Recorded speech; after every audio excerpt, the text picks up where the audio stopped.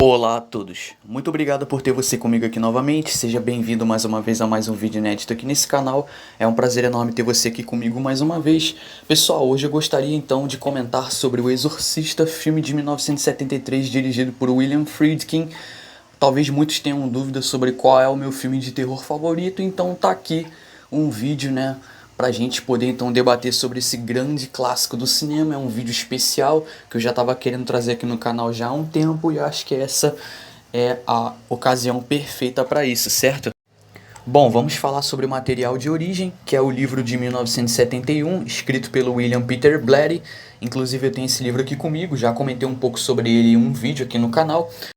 E o livro, na época em que foi lançado, já era considerado um clássico absoluto, ficou por muitos anos na lista dos mais vendidos, fez um sucesso estrondoso nos Estados Unidos, também fez um grande sucesso aqui no Brasil.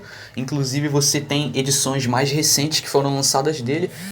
Você tem uma edição de 2013 da HarperCollins de capa dura, que inclusive é a edição que eu tenho aqui comigo.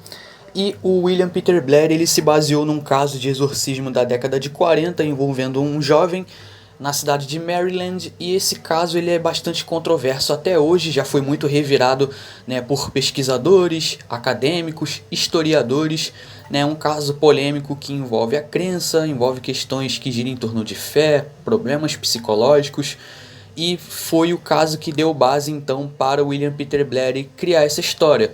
E claro, falando na adaptação cinematográfica, claro que uma obra desse calibre teria que ter então uma grande parceira, né? Teria que ter grandes apoiadores por trás.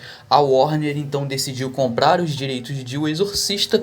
O Blatty então fez essa negociação, porém o Blatty ele exigia, né, através de uma cláusula contratual, ter o poder de escolha do diretor do filme. Então inicialmente o Stanley Kubrick era alguém pensado para dirigir o filme, só que aí acabou que não se concretizou nada, e após isso tinha o William Friedkin como nome, né? O William Friedkin já havia ganhado um Oscar pela direção do filme Operação França de 1972, e aí o Friedkin ficou um pouco isolado, não tinha se envolvido com mais projetos, até que ele recebe uma ligação da Warner, então oferecendo para ele, né, essa oportunidade de poder dirigir O Exorcista, porque chamou a atenção do Peter Blatty. Então o Peter Blatty diz o seguinte: já que não pode ser o Stanley Kubrick, né, então vamos aqui para esse jovem diretor talentoso que é o Friedkin. O filme tem um impacto cultural muito grande, o filme tem um legado espetacular, extraordinário mesmo, o legado aqui desse filme. Você tem uma produção aqui que marcou tanto espaço, que até hoje você tem diversos livros, você tem diversos documentários discutindo sobre os bastidores desse filme, que ficaram marcados justamente por conta de todo o legado do filme, por conta do impacto cultural que esse filme tem. A pré-produção desse filme sofreu com diversos problemas, tá? Em vários momentos houveram paralisações por conta de pequenos acidentes no set. Você tem também a questão de que o processo de pré-produção ele durou muito mais tempo do que foi o estipulado, né? Durou muito mais tempo do que se pensava, porque geralmente quando você monta a estrutura de um filme, né, o processo de pré-produção, você fixa um calendário e você coloca ali um processo de mais ou menos um mês, talvez 2 meses, quem sabe. Aqui não, durou muito tempo, né? E assim, o orçamento também se deu um valor maior do que o que era previsto. Inicialmente, eles previam 4 milhões de dólares de orçamento, mas aí conforme essas pausas, essas paradas, conforme muitos imprevistos, acabou que o orçamento foi dobrando, né? E assim, esse processo longo da pré-produção também muito se deu por conta da escolha do elenco. A escolha do elenco demorou tempo demais. Inicialmente a Warner Bros. Pensava em grandes nomes, como Jack Nicholson, o Marlon Brando, só que aí o Friedkin recusou porque não queria que o filme ficasse marcado com esse estigma de ser um filme do Brando, né? Então ele queria afastar isso, né? A possibilidade de uma grande persona tomar conta do filme. Paul Newman também foi cogitado pela Warner, né? Só que aí, como eu falei, o Friedkin não quis. Aí outros nomes foram pensados. A Audrey Hepburn chegou a ser considerada, né? Mas ela recusou, né? Porque ela queria, né? Ela até aceitaria estrelar no filme desde que fosse rodada em Roma, mas aí seria totalmente inviável, né? Mas aí você também não fecha negócio. Você tem também a Jane Fonda, também foi sondada para estrelar no filme, só que aí tem um rumor por aí que diz que ela começou a xingar o Friedkin, né, xingar ele em algumas ligações, dizendo que o projeto daria errado, mas aí são rumores. Então, quando você recebe o não e não fecha com, com as grandes estrelas, você tem que começar então a fazer testes, né? E muitos desses testes estão disponíveis hoje para a gente poder assistir, né? Na internet, em conteúdo extra de Blu-ray, de DVD. E assim, o processo então de escolha do elenco demorou tempo. Eu acho que o único nome que aceitou de cara foi o Max von Sydow. E assim, uma coisa que me impressiona muito acerca de O Exorcista, né? Eu olhando assim, é que o roteiro do filme você pode dividir em 4 linhas de argumentação, para a gente poder entender a história e para a gente poder entender como a história de 4 personagens estão interligadas, né? Se a gente for analisar essas 4 linhas então de argumentação. Vamos lá. Inicialmente, no prólogo do filme, você tem o padre Lancaster Mary, interpretado por Max von Sydow, que fez um exorcismo alguns anos antes, cerca de 10 anos mais ou menos, e aí ele participa de uma escavação arqueológica no Iraque. No meio dessas escavações, o padre acaba então encontrando um amuleto de Pazuzu, né, que tem várias questões simbólicas por trás, e claro que exige o espectador fazer a leitura de alguns símbolos, né, e captar algumas coisas que o diretor quer passar.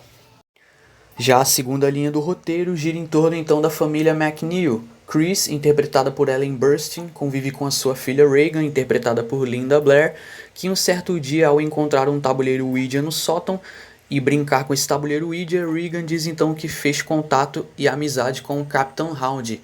Bom, após isso, barulhos misteriosos começam a acontecer e o comportamento da Regan começa a mudar gradualmente, fazendo com que Chris leve ela aos médicos. Inicialmente, os médicos suspeitam que possa ter algo a ver com a dupla personalidade ou algum transtorno psicológico, porém a Regan vai ficando cada vez mais irreconhecível, os médicos não sabem explicar o que ela tem e, como última opção viável, recomendam a ela procurar um exorcista. A terceira linha de narrativa temos o padre Karras, interpretado por Jason Miller, que além de ser um padre jesuíta, também é psiquiatra, e chega um momento que ele se vê perdendo a própria fé, tem a fé abalada ao perder a sua mãe, né? E essa morte da mãe dele está sob uma circunstância muito específica, né? E ele sente todo um fardo existencial, se sente culpado muitas das vezes por ter deixado a mãe sozinha, né? E de alguma forma esse padre aqui também vai ser importante, esse personagem vai ser muito importante para o decorrer da trama. E a quarta e última linha do roteiro gira então em torno do investigador, o detetive Kinderman, interpretado pelo Lee Jacob, que aparece na história para investigar a misteriosa morte do diretor de cinema que trabalhava com a Chris, o Burke Dennis, que era interpretado pelo falecido Jack McGowan, né? E aí, se você destrinchar essas 4 linhas, né, de argumentação, talvez a mais frágil seja a do investigador, né? Mas aí houveram cortes de conteúdo, o Friedkin tinha muita coisa gravada, só que aí, né, quando ele foi tentar relançar o filme no ano 2000, ele perdeu muita coisa, né? E muita coisa ele não colocou, né, no filme para não ficar muito longo e também porque ele não queria perder a essência, né? Então é impressionante ver como essas 4 histórias se conectam no filme, né? Se você for pegar o início do filme, o prólogo com o Padre Merrin, você pode achar que é uma cena deslocada, mas é aí que tá. O final desse filme é tão marcante, o final desse filme é tão impressionante que se você puxar pro final do filme aí você vê como faz sentido, como esses 4 personagens têm um aproveitamento e uma importância muito grande pro enredo, tá? E assim, eu vou destacar aqui 3 motivos, né, fundamentais que tornam O Exorcista um filme bastante influente no gênero terror, né? Por que que O Exorcista moldou o gênero terror e elevou esse gênero? Muito por conta da questão da trilha sonora, primeiramente. Você vê que o Exorcista ele tem uma abordagem bastante minimalista, né, quanto a essa questão de trilha sonora, né? Você tem uma participação bem sutil, bem tímida de uma trilha sonora, porque era uma tentativa de adicionar mais realismo. O Friedkin queria isso mesmo, esse efeito para poder emular um padrão de documentário, né? E obviamente isso engrandece o uso de Tubular Bells do Mike Oldfield.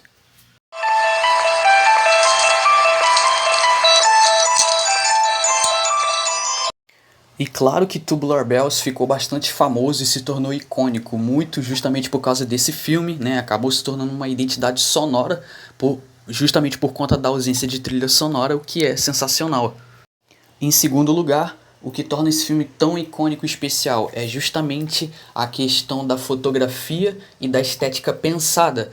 Hoje em dia, talvez essas cenas do filme pareçam comuns, mas se a gente levar para o contexto da época, olha só, perceba como era difícil a captação de certos ângulos para certas cenas, né? Pense no trabalho que dava, né, para você captar esses ângulos, né? E tipo assim, você ter todo esse cuidado, né? É admirável, bastante admirável como essa equipe do Friedkin teve muito cuidado. Eles colocaram a alma nesse projeto, né? Então você pode, aos olhos de hoje pode ser comum, mas levando para o contexto da época, né, comparado com o que era levado para telas até então, O Exorcista na época foi revolucionário, né, de alguma forma.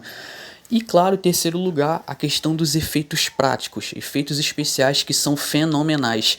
Como a pré-produção se deu mais tempo do que se devia, eles não tinham dinheiro suficiente para bancar efeitos especiais sofisticados, então tinha que partir do que? Soluções práticas, né? A equipe usou a criatividade e, claro, certas cenas, comparado com o que era levado para o cinema até então, algumas cenas geram um impacto, geram um efeito prático muito grande com o público.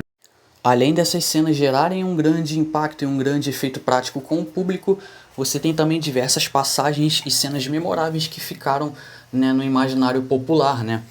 E claro, O Exorcista, tenho que mencionar que ele foi indicado para 10 prêmios na Academia, ganhou apenas 2 de melhor roteiro adaptado e melhor som, com muitos alegando que o filme até foi injustiçado, pois merecia um Oscar, e isso é uma polêmica que até hoje toma conta então dos debates na Academia, né?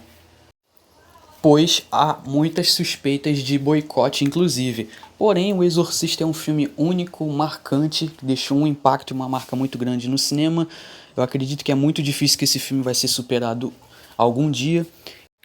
E eu tenho que fazer um adendo aqui, que é bastante importante de vocês saberem, que toda a produção de terror pós 1973 tem o Exorcista como base, né? O Exorcista ele é influente de várias formas, seja para o terror mais clichêsado possível, até um terror independente, né? Tem o Exorcista como base. E é também um dos filmes com maior número de versões lançadas para home video, né? Você tem versões em VHS, versão em DVD, aí você tem o relançamento nos cinemas em 2000, né? Você tem um relançamento em conteúdo home video com aquela versão que você nunca viu, aí você tem conteúdo em Blu-ray, né? Você tem aquela versão estendida do diretor, você tem um lançamento recente também, acho que em 4K, então você tem muitas versões, né, possíveis, né, o que acaba gerando material extra, material suplementar e coisas novas sobre os bastidores do filme. É um filme que você tem que assistir mais de uma vez para poder captar então tudo aquilo que o diretor quer passar. É um filme que todo fã de cinema tem que assistir. Todo fã do gênero terror, todo mundo que diz que gosta do gênero terror tem que assistir esse filme para ter uma opinião, né? Se tratando de mim, eu fecho O Exorcista com a nota 10. É um filmaço, um grande clássico do gênero terror, um filme único, tá insubstituível. Então tá aí a minha crítica, né? Tá aí a minha análise sobre o meu filme de terror favorito. Espero que você tenha gostado do vídeo. Se gostou, por favor, dessa análise do vídeo, deixe seu like, comente sua opinião abaixo. Muito obrigado a todos pela paciência e pela atenção. Um forte abraço. Por hoje é isso, muito obrigado e até mais.